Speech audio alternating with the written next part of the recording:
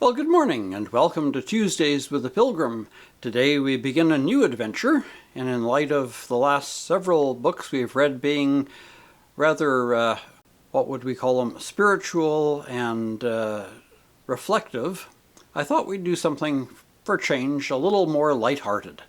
And so we're going to begin reading a book that was published in 1929. It was part of a series, and actually I believe this is the third book in the series. But they each stand independently, so it's not an issue.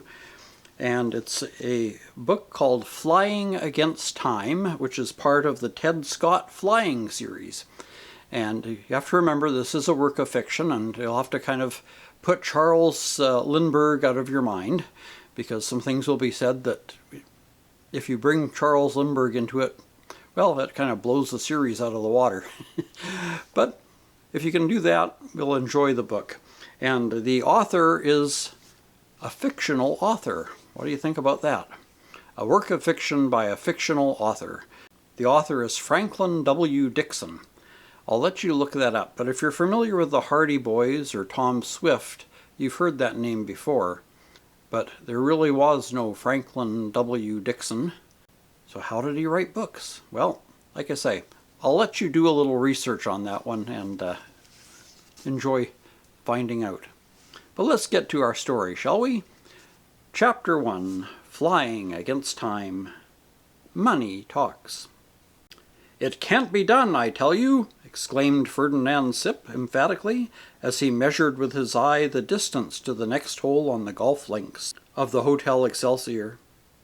"I say it can," rejoined Walter Hapworth, his opponent. "What's more, I know the lad who will do it." "Name him," demanded Sip. "Ted Scott," replied Hapworth. "Ted Scott?" snapped Snip. "You make me tired. Seems to me I haven't heard anything but Ted Scott since I came to Bromville.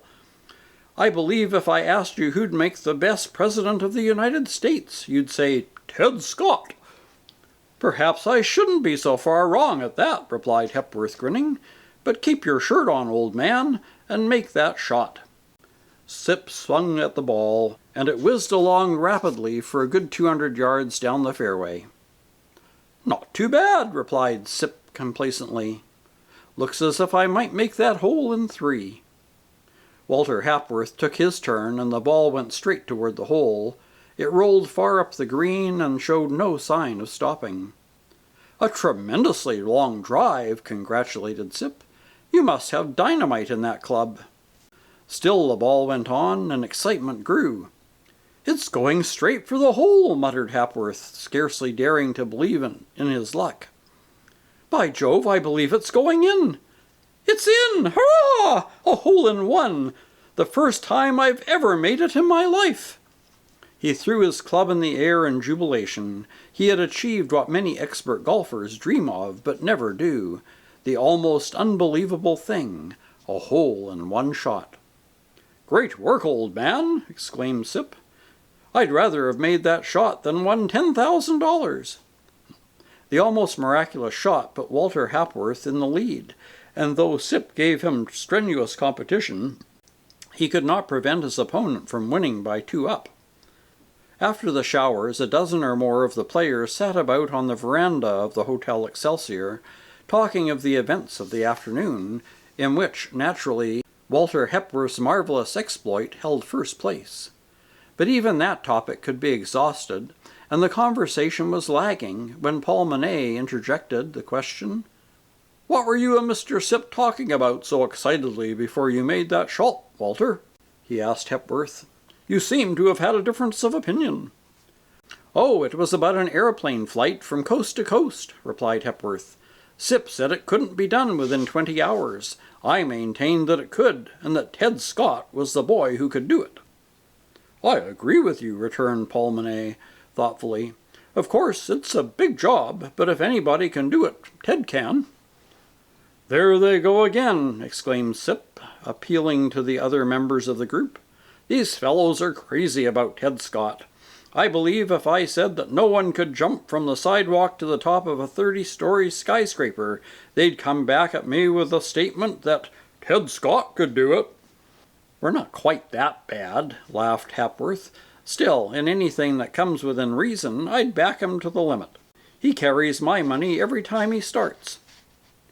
"Hero worship is a great thing," retorted Sip, with just a suspicion of a sneer in his voice. "On what do you base this beautiful confidence of yours?" "On past performances," replied Hapworth quietly. "He's the kind of lad that gets whatever he goes after. He started for Paris over the Atlantic, and he got there. He flew the Pacific to Honolulu and later on to Australia. He made his goal in both instances. He went after the altitude record and captured it. A little while ago he made up his mind that he'd like the endurance record, and he put that also in his bag. If you'll tell me of anything he's tried for and hasn't got, I'd be obliged." "Not to mention his latest exploit when he started out to capture the most famous diamond smuggler in the country and got his man," was the thought that flashed through Paul Monet's mind. "All of which means that he's simply a fool for luck," growled Sip. "Oh, I wouldn't say that," protested Hickson Crown. "He's a great flyer. Still, I shouldn't wonder if there are other aviators who, if they had the same opportunities and had undertaken the same tasks, might have done just as well."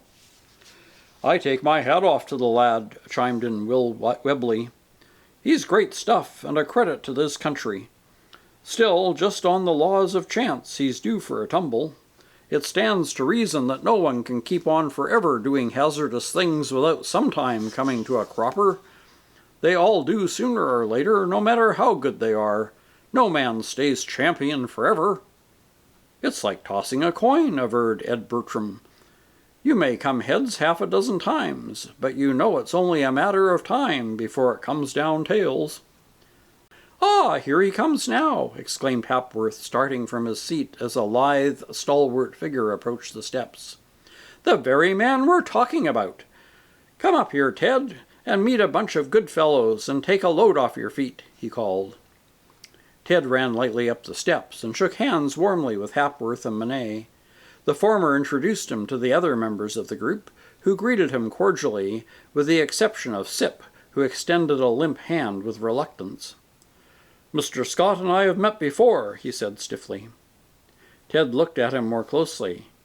"Sure enough," he answered, with a disarming grin. "You're the man who ran into my car this morning." "You mean you're the man who backed your car against mine," replied Sip challengingly. "Oh, well, have it your own way," replied Ted good-naturedly. "I guess we both lost our tempers a little, but neither car was hurt, so suppose we forget all about it." "We were just talking about you when you came along, Ted," interposed Hapworth quickly, to dispel the uncomfortable feeling that Sip's grumpiness had produced. "I suppose my ears ought to have burned, but they seem to be of unusual temperance," laughed Ted, as he seated himself between Hapworth and Monet. "What terrible things were you saying about me? Out with it now, let me know the worst." "There isn't a worst," replied Hapworth. "Some of the men here were discussing the possibility of a coast-to-coast air flight in 20 hours or less. Several think it can't be done. I think it can be done. So does Paul. And Paul and I both agree that if anyone can do it, you can." "That's kind of you to say so," replied Ted.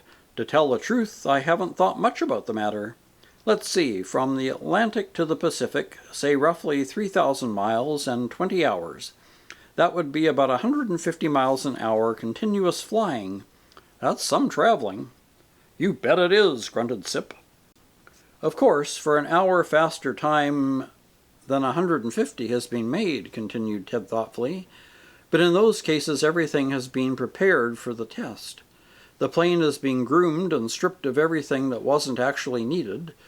It had to carry only enough gas for that hour's work, and the men have picked out just the special brand of weather they liked.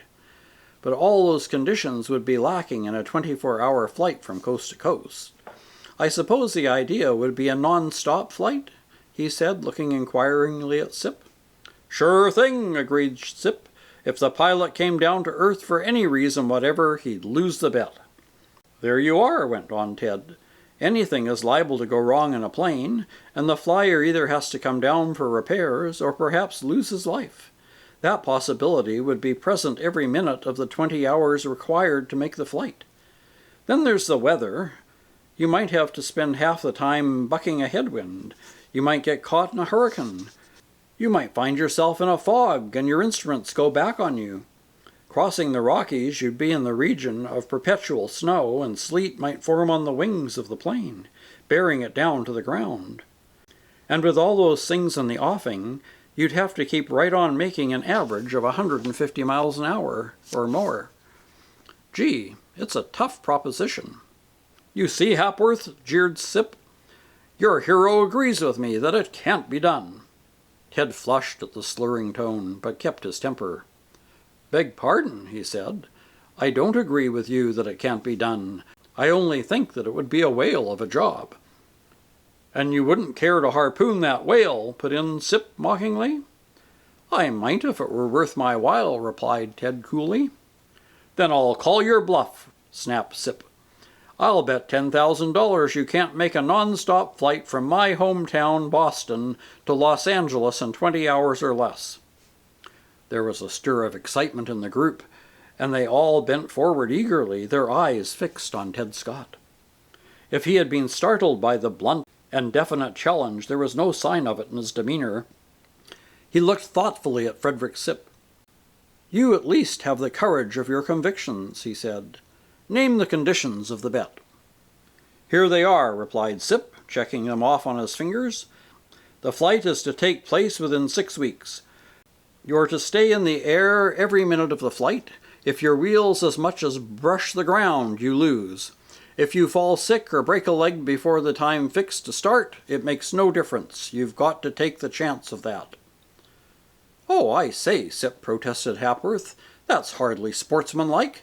You wouldn't want to take a man's money if he were in a hospital, would you? Cold feet might take him to the hospital, and if he wanted to get out of the venture, sneered Sip. I've started my proposition. Let's play or pay. Take it or leave it.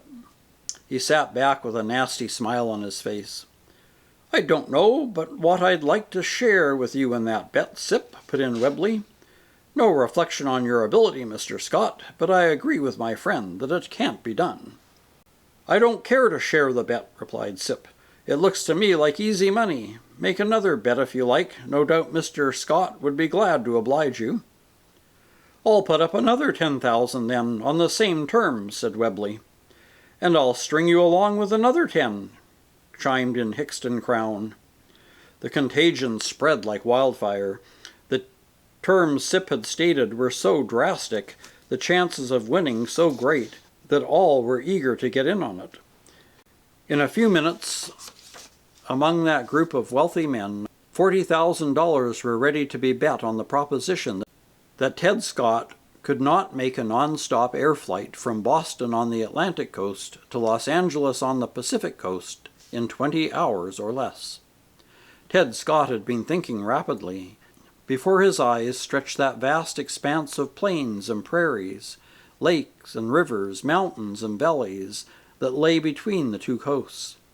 Could he span that space of 3,000 miles in the terribly short time of 20 hours? He knew the odds were against him, but what of that?